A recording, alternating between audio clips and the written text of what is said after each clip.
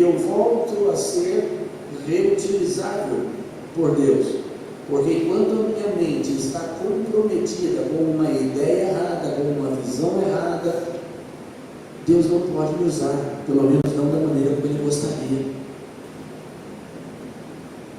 Pastor, parece que você deu uma viajada. Não dei, queridos. Eu quero fechar um lacinho com você agora. Porque enquanto nós, como igreja, estivermos nutridos de uma visão errada no que diz respeito à forma como nós nos relacionamos entre nós, nós não estamos usáveis, não sei se existe isso, mas aceita, usáveis por Deus. Não da maneira como Ele gostaria de nos usar, porque a nossa mente está contaminada. Se eu olho para você e tenho uma visão distorcida a seu respeito, penso algo ruim a seu respeito, eu me torno uma pessoa a qual Deus não poderia me usar da maneira como Ele gostaria. Porque se eu tenho um sentimento ruim por você, como Deus pode me usar para dizer para o outro acerca de um sentimento bom? Se o meu sentimento por você é ruim, como Deus vai me usar para dizer para o outro acerca de um sentimento bom, se o meu coração está contaminado com um sentimento ruim? É aquela passagem que diz assim: como é que eu posso dizer que eu amo você? Ou melhor, que eu amo a Deus que eu não vejo, se eu não sou capaz de amar você que eu estou vendo? Sabe, como é que eu posso dizer que eu amo o Helder se eu odeio o Márcio?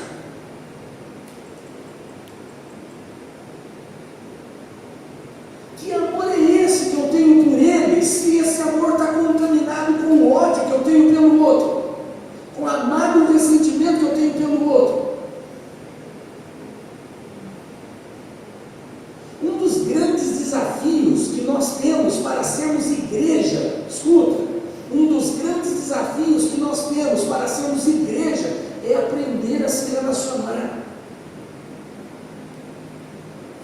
Ai, pastor, mas é difícil as pessoas na igreja. Mas esse é o desafio da igreja.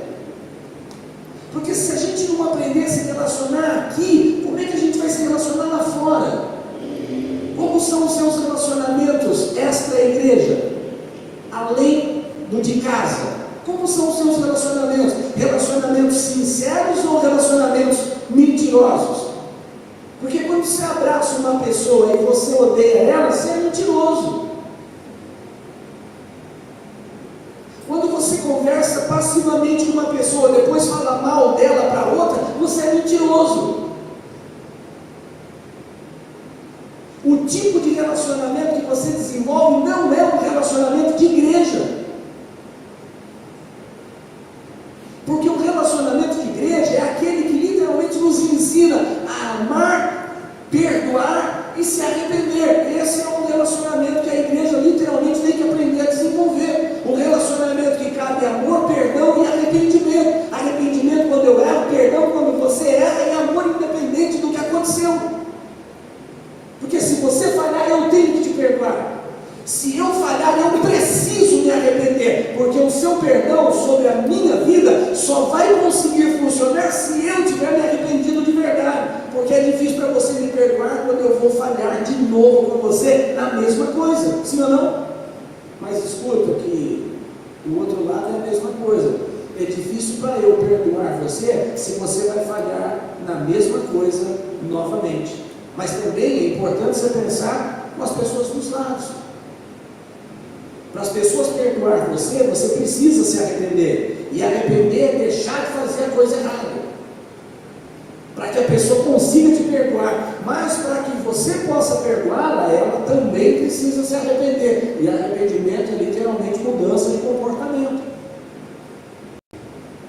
E nós precisamos aprender a nos relacionar com amor, com perdão e com arrependimento. Porque só assim a gente vai conseguir ter um relacionamento saudável. Eu fico impressionado que às vezes eu vejo o culto acabar e eu vejo que as pessoas saem e elas mal cumprimentam umas às outras. Não tem pensando, que igreja é essa que nem se relaciona? Eu nem estou falando sobre a importância de as pessoas terem um relacionamento de proximidade, porque às vezes, fica em pé por favor, Elton. Os relacionamentos é assim, ó, a gente mede a distância no relacionamento pela forma como a gente cumprimenta as pessoas. Você percebe? Ele não vai se aproximar de mim, então eu não deixo. Mesmo que ele queira, eu não deixo. Pai do Senhor, Pai do Senhor, Pai do Senhor, Pai do Senhor, Pai do Senhor. Você está entendendo? Porque como que uma igreja se relaciona comigo? Fica em pé, volta. O mínimo de um relacionamento de igreja é coração em coração.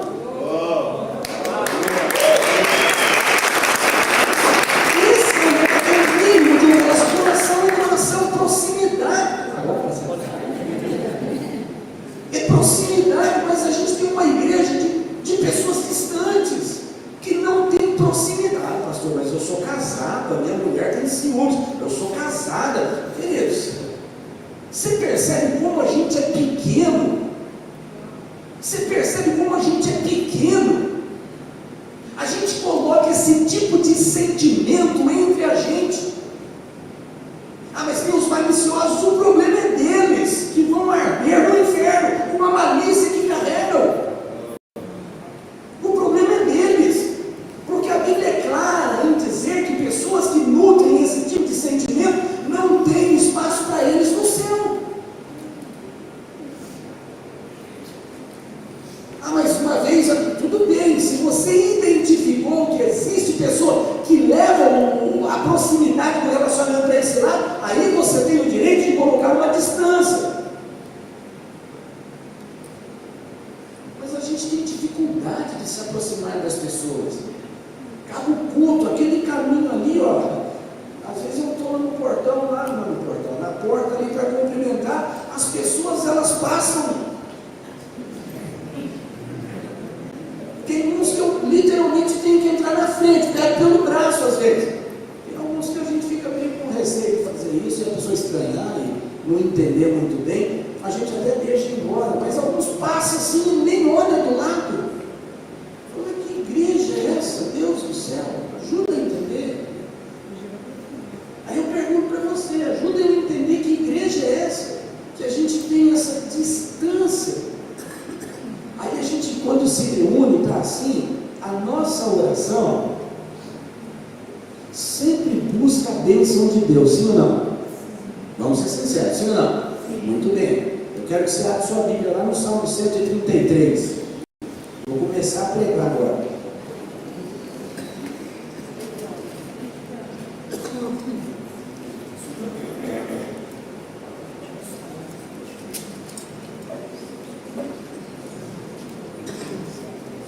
Perdi até o meu salmo aqui. Salmo 133. Dá uma olhada aqui, presta atenção. Ó, quão bom e quão suave é que os irmãos vivam. De que maneira? Que os irmãos vivam. Que os irmãos vivam. Que os irmãos vivam. Você consegue entender isso? Dá uma olhada como é que é a união que deve existir entre os irmãos. Aí diz assim, ó. É como o óleo precioso sobre a cabeça, que desce sobre a barba de Arão, e que desce a orla de suas vestes. Presta atenção, o versículo seguinte diz assim: como o orvalho do Hermon, que desce sobre os montes de Sião. Como que deve ser essa união? Presta atenção, o óleo que desce na cabeça, desce na barba e vai até a orla da veste. É como o orvalho que desce sobre o monte, é envolvente, é total, não é uma coisa superficial, rasa, parcial, ou é total ou não é.